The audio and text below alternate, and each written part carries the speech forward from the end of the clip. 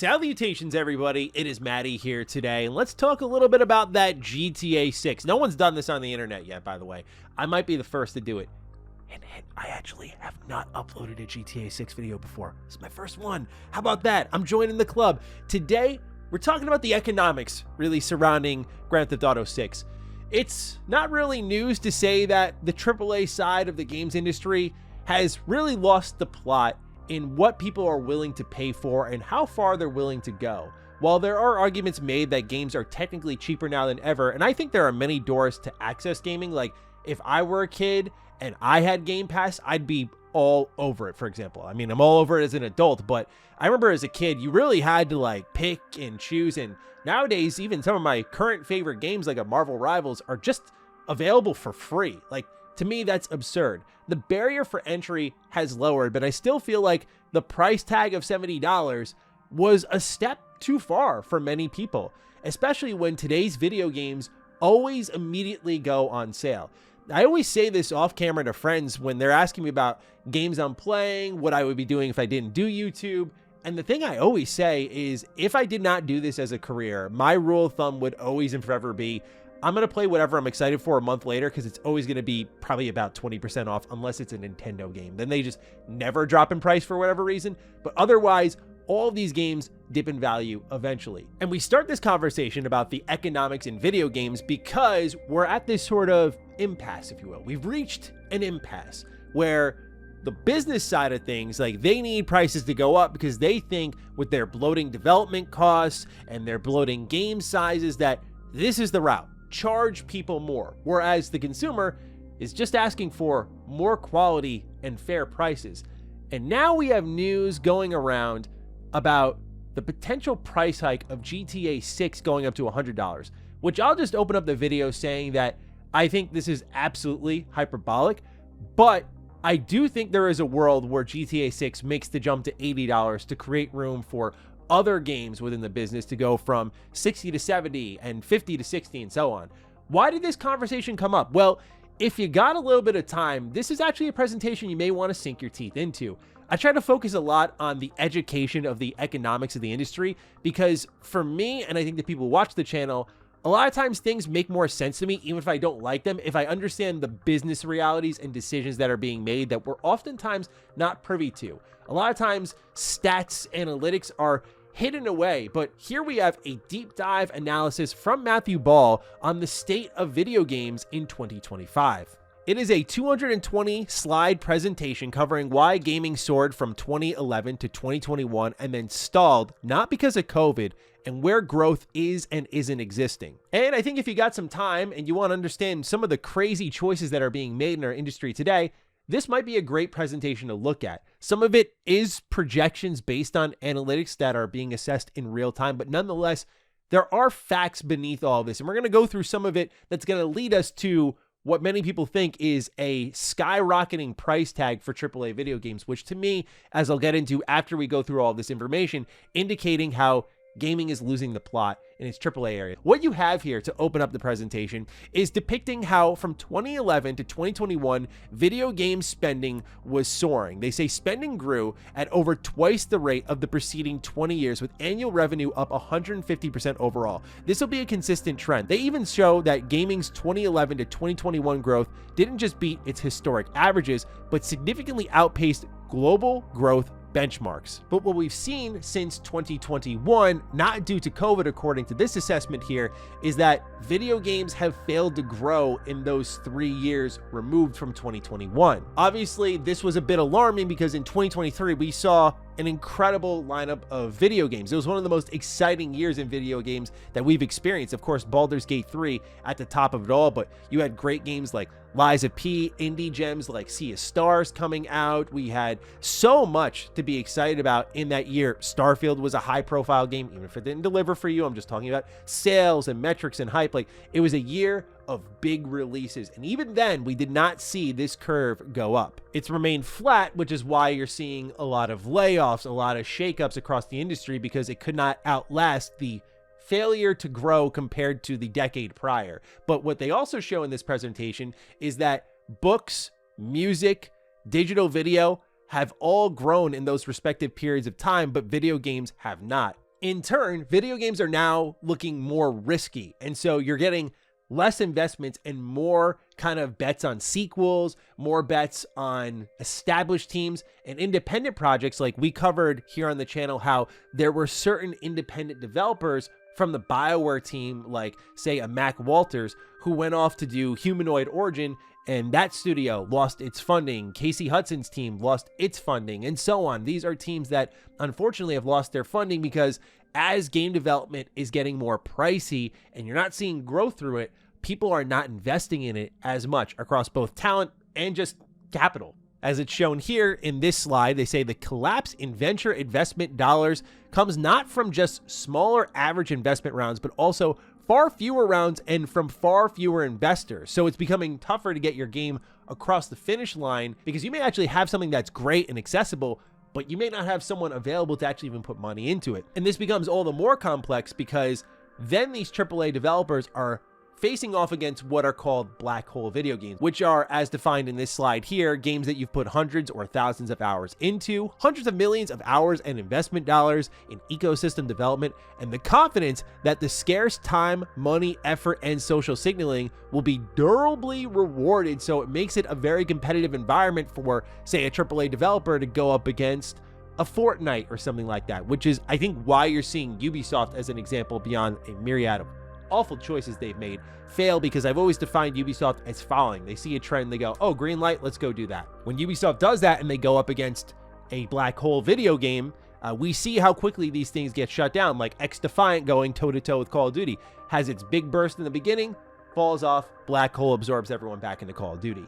All right, so now we get to the central point of this video. I think it's just important to have the context of the ups and downs of the economics in gaming, and I, by the way, skipped like multiple dozens of slides in there. So again, check it out for yourself. You'll walk out of it much more educated on the economics of gaming. But we get to this point where they say some game makers hope GTA 6 will be priced at $80 to $100, breaking the $70 barrier and helping $50 titles move up to $60, $60 to do $70, $70 to do $80, and so on. This is why I also said it was a little bit hyperbolic at the start of this all, because it says $80 to $100, but all the headlines said $100. In 2025, GTA 6's impact on industry playtime and spend will be mixed as it launches on console only and severely cannibalizes hours/spend on other titles, which is why whenever GTA 6 gets its date, watch everyone else clear out, because this is going to be the next black hole video game.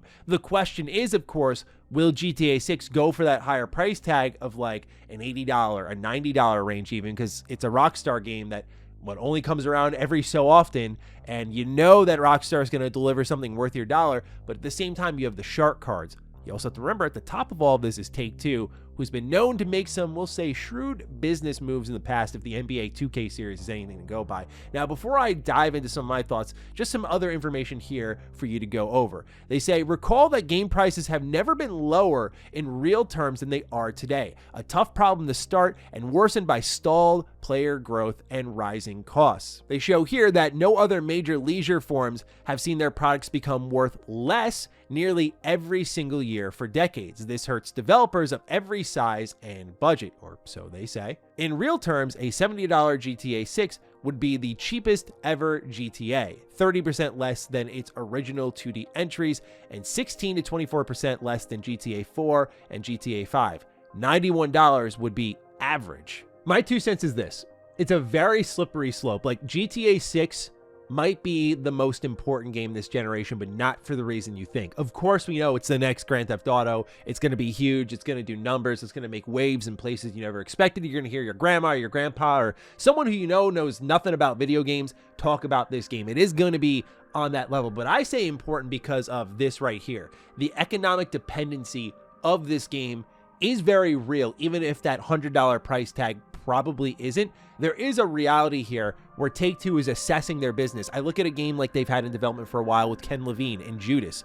Can they look at sort of the economics of that and say, hey, if we can warrant a $10 or $20 bump in the price tag of this game, then we'll really be cooking with gas. We saw how the door started to creak open on $70 titles, and then developers blasted it wide open, where nowadays when I see 60, I'm like, oh wow, that's surprising. But most times it's 70. And at first it was the line we wanted to have drawn, like, okay, let's make sure it's a high quality product that's at $70. But the reality is that we know these businesses designed to make money are not going to consider that. They're going to say, oh, the door is open to charge $80, $90. I'm going to do that. Why are they going to do that? I equate it a lot to resellers on eBay. There's like a little bit of psychology behind it, if you will, where as someone who's in the retro market, I remember when Piglet's Big Game was going viral late last year. But this is a game that you could get for $20, and it was a game that was readily available on the retro market, not scarcely printed or anything like that. It was a kid's game, readily available, and everywhere at that. But the perceived value of the product went up because of the virality of it. It got bought out online, and then people who were relisting it online were trying to push it to $1,000.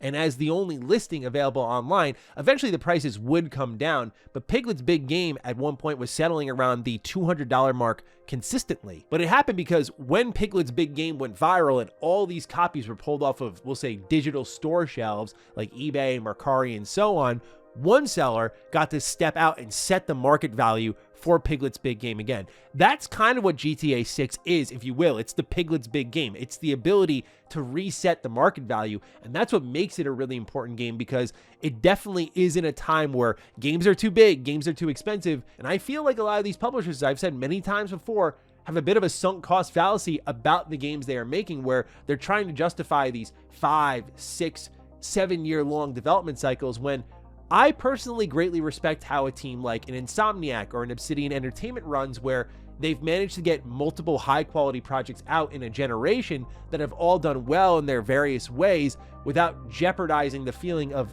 just delivering a high-quality product. They do so by taking a, say, 200, 300 person team and splitting them into multiple groups that are spinning up and working on multiple projects, and they're basically resource pools that ebb and flow between projects as they get closer to launch. Many a studio works like this, but a lot of teams, as we just documented with BioWare, have gradually become one project teams. These one project teams really pretty much put all their eggs in one basket, right? It's all or nothing for many of these companies. Every single big release is an all or nothing moment, and we saw that plenty of times last year. It was your all or nothing release, a Redfall, a Dragon Age the Veilguard, and on the other end of that release, if you delivered nothing instead of all of it, you would see a much different team on the outside. In the case of Arcane Austin, shut down. In the case of BioWare, you'd see all of the teams stripped down to sub 100 people. But I think the real question that a lot of people are asking but don't have a clear answer for is how we get to the all or nothing moment. And while every story is different per studio, I do think there is one consistency, and it's the desire from gamers during that growth period for video games to get bigger, to achieve what the PS2 couldn't, what the GameCube couldn't, what the PS3 couldn't, what the Xbox 360 couldn't, to continue to push. And in turn, as these games got bigger, you'd need more staff, more specialists. That is what the AAA industry is. Whereas in indie development, you're going to have people who wear multiple hats. Eventually, as your team is demanding more and more resources on these, say, all or nothing projects, say we'll call it Project A, then Project B and C start to fall to the wayside, because now Project A is becoming the big bet. This is what can achieve the growth if we have a major breakthrough in video games. And why is there that demand for more resources beyond just making games prettier and bigger? Well, it's part of the medium evolving and growing into an art form. And as much as I have a problem with the economy of games and how they are made, I can't argue with some of the results that got us here. But what we have now, which I think is a problem in game development, is sometimes just, for a lack of better terms, artists making art.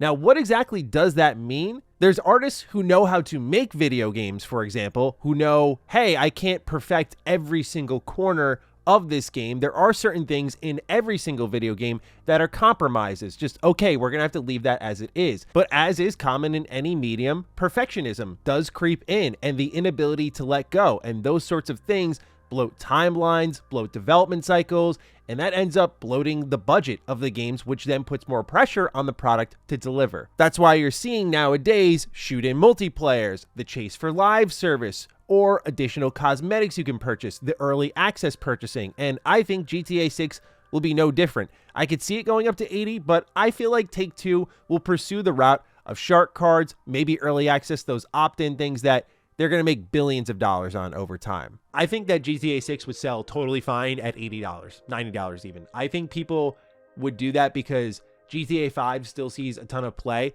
These are those types of games that people live in for a while. It's like their one-time investment. And I think the danger of a GTA 6 being more expensive is it only incentivizes that mindset more so that when you pick a game, you're going to park it on that for a while. And the economics of the industry would then have ramifications more so, I feel, on, say, indie titles, because now these black holes get bigger because the monetary investment's there. And like, look, I've been there when I bought games in, say, high school and I had much less disposable income.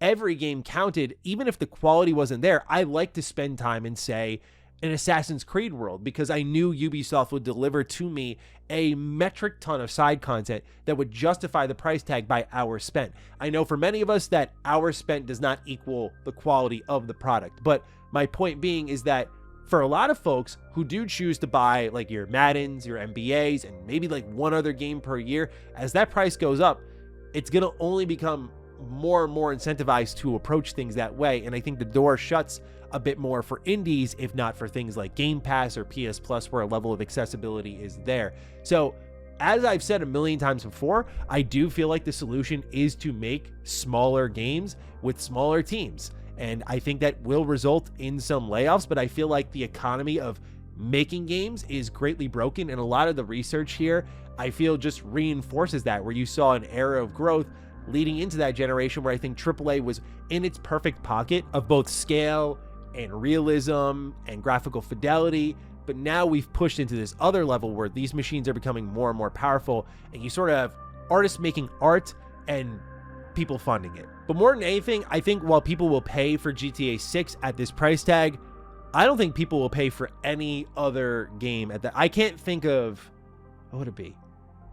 KOTOR remake for me, because I am such a diehard fan that I'd pay like $1,000 for that game, man. But like, it would come down to that level of thought though. And I feel like all of us have a very short list of games we'd spend that much money on. And I know all of us have like different occupations, different jobs. Some can afford games as they go up. But I think as you sort of tighten that grip more, the competition is going to grow more fierce. You're going to have months like February, we have this month where you get KCD, Avowed, you're getting a new Yakuza game, you're getting all these different games. I think it'll become an even greater bloodbath. These games and their frequency of releases, which we already don't have time for because of how big all of these games are, and then the increased price tag means a lot of games are just going to get sent out to die, which again goes down to just how do you sort of limit that level of investment, that level of risk reward. I think you make more palatable games that people can play and finish. It's actually one thing Obsidian said in a pre-launch interview about Avowed, where they're like, look, we don't have a lot of time for these like 10,000 hour games. And so we wanted to make something more small. And again, I like the way they think about it. Maybe it's just speaking to my biases, but these are my thoughts on, I think, the industry kind of losing the plot. The focus on the money is important because the business has to go round, but I feel like GTA 6 could lead to a cascading effect where the AAA industry would speedrun its collapse, because I don't think anyone would be rushing to storefronts to buy these sorts of games at that price tag, especially when more times than not, the quality is just too low. There's so many games, especially last year, there was not, for me, outside of Metaphor, like a bona fide game of the year contender. Most years do feel like that, where there's a lot of good games, but the truly great ones, it's not like a 2023 where it's like you have 4 friggin' game of the year contenders in the same year, or a 2013 where you get like BioShock Infinite and The Last of Us in the same year. Like, to me, that was GTA 5 that same year. That was an incredible year. You don't get those super often. So yeah, that's where I'm at with GTA 6 and the price tag. I think the industry is in for a rude awakening if they try to push past 70 right now. And I think the best option is to work around the consumer rather than trying to bend the consumer to a price jump that, you know, hey, game sales have declined since the price jump happened. Gee, wonder why.